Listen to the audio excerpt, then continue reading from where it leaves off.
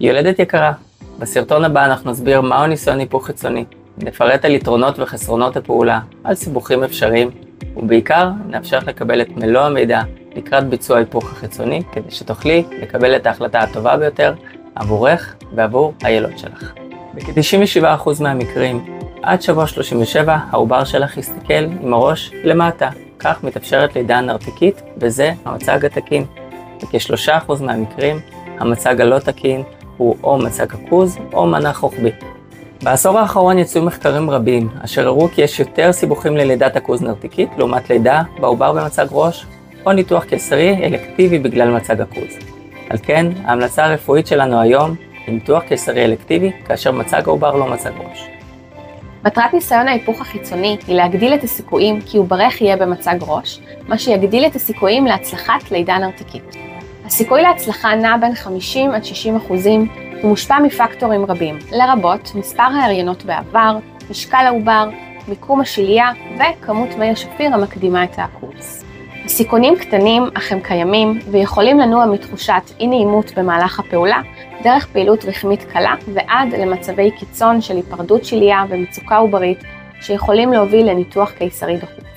לכן, הפעולה מתבצעת החל משבוע 37 בחדר לידה, לאחר ניטור לווידוא מצבו של העובר שהתבצע לפני ואחרי הפעולה.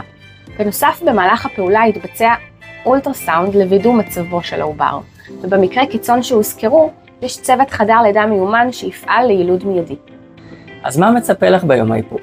בהגעתך תעברי בדיקה ראשונית במסגרת המיון, תחוברי למוניטור, תעברי בדיקת אולטרסאונד לבדיקת מצג העובר, נמדוד את המשקל שלו, מיקום השלייה וכמות מי השפיר.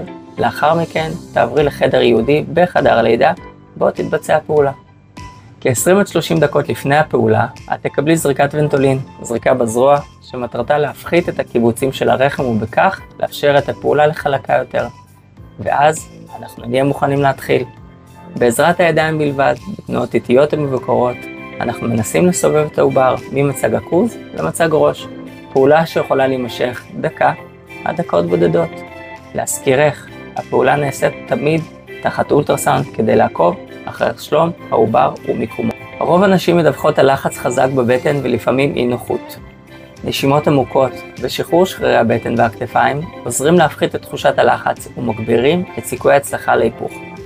לאורך כל התהליך יהיו איתך מספר אנשי צוות, רופא או רופאה ומילדת.